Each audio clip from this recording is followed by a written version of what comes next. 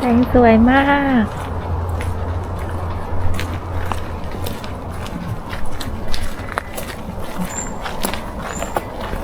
ดูน้ำตกกันนะครับสวยมากจริงเย็นเนาะเย็นเจี๊ยบเลยโอ้แน่นมากอันนี้แน่นมากนี่ชื่อที่ไหนเนี่ยฮะนี่ชื่อที่ไหนเนี่ยอะไรเนี่ย Rolling Billy Fall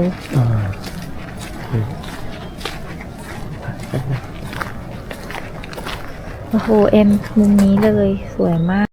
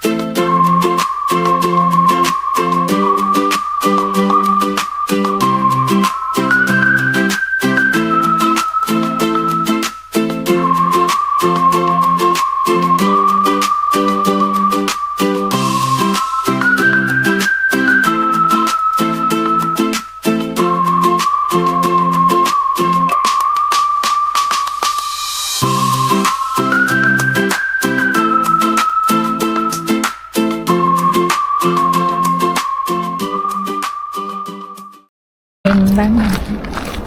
เปลี่ยนได้จริงดูแล้วดูเลยไป18 ชั่วโมงอยากแต่ว่าว้าวข้างๆเป็นอย่างนี้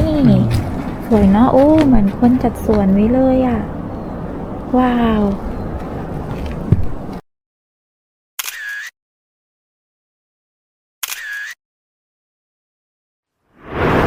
อ๋อมาทักอีกแล้วเหรอดู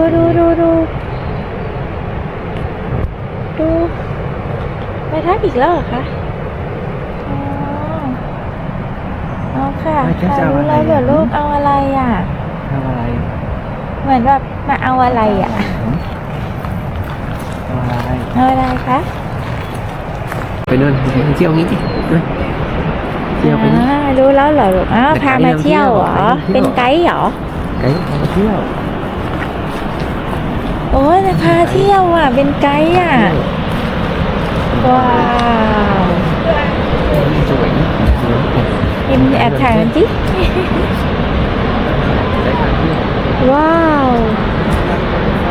เร็วอ๋อตามไปเที่ยว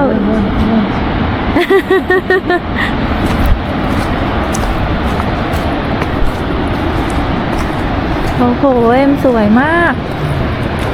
ถึงไกลๆน้ำตกก็ใหญ่อยู่นะ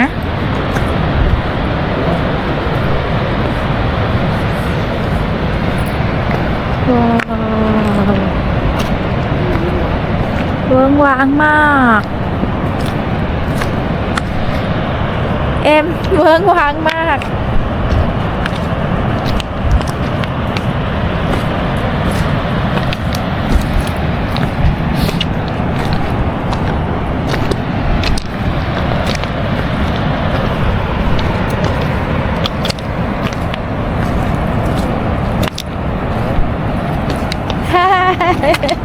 See you.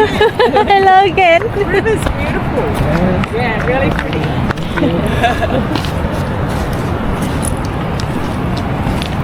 สวยนะคุณ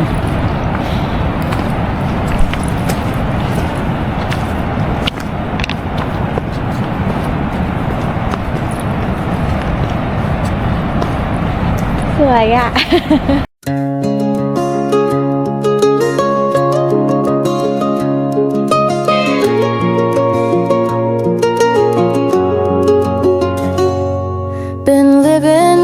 silence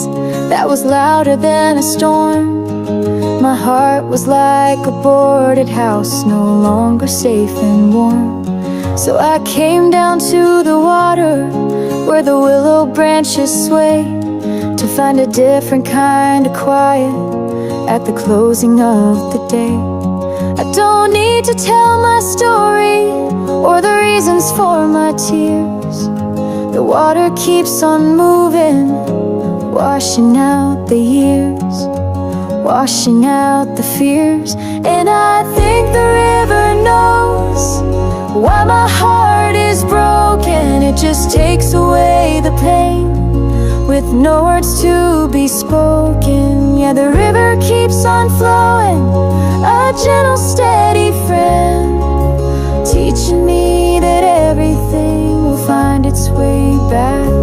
to the ocean in the end.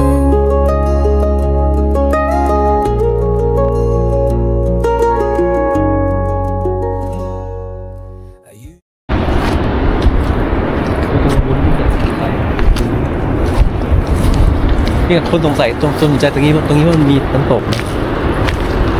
ก็ตรงโน้นน่ะมันเหมือนแบบ เป็นอันทานโอ้หน้าเล่นน้ำทุกคนนะ ตรงนั้นก็มีจริง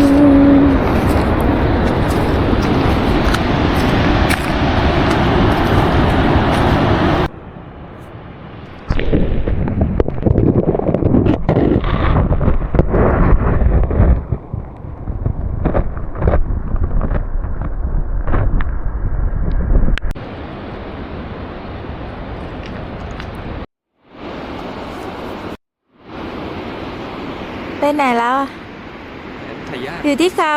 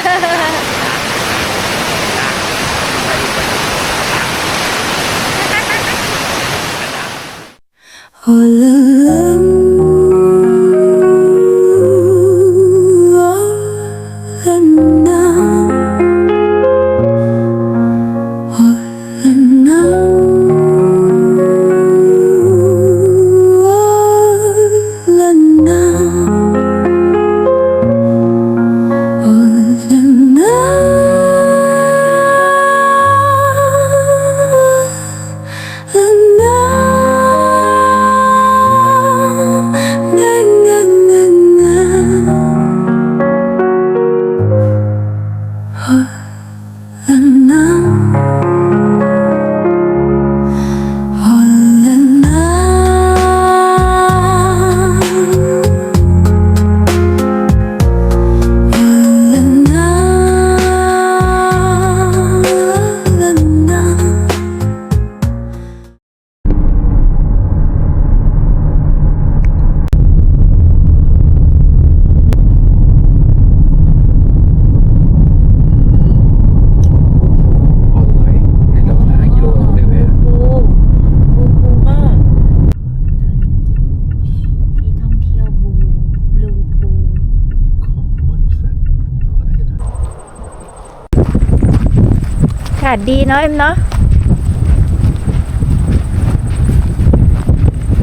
บลูพู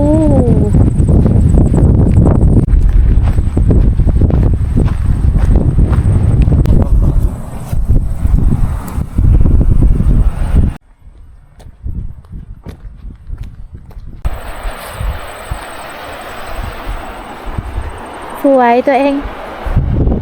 ว้าว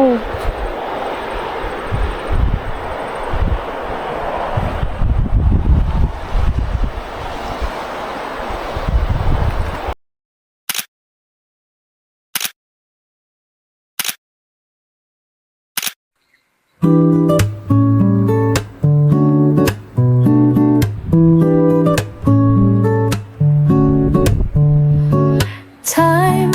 flies like an arrow. The years are like a dream. The beauty in the memory seems like it was just yesterday. The wind gently blew across your face. Your smile as warm as the sunshine. Miss your smile. Had the purest look in time. Miss your voice. Had the most serene yearning in the years. Time is flowing. Are you the same? Deep in the heart there are gentle hopes. How I wish you are by my side. How I long for you. Are also looking forward to. How I wish as I wish for.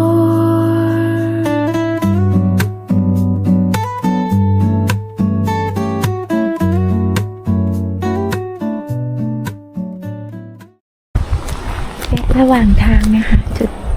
ชมวิวเดินไกลเหรอเอ็มเฮ้ยมันเหมือนเดินไกลว่ะ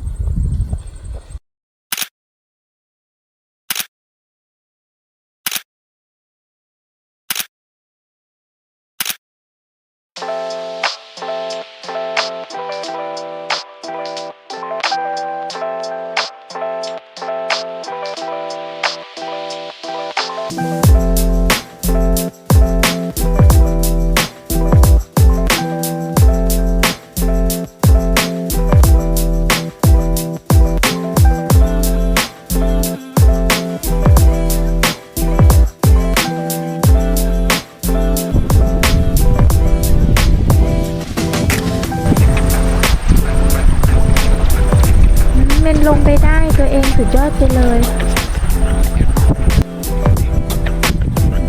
นี่ใช่อะไรนะคะไม่ใช่อันนี้อีกอัน เอาไม่ใช่เหรอ ฮาวาวอะไร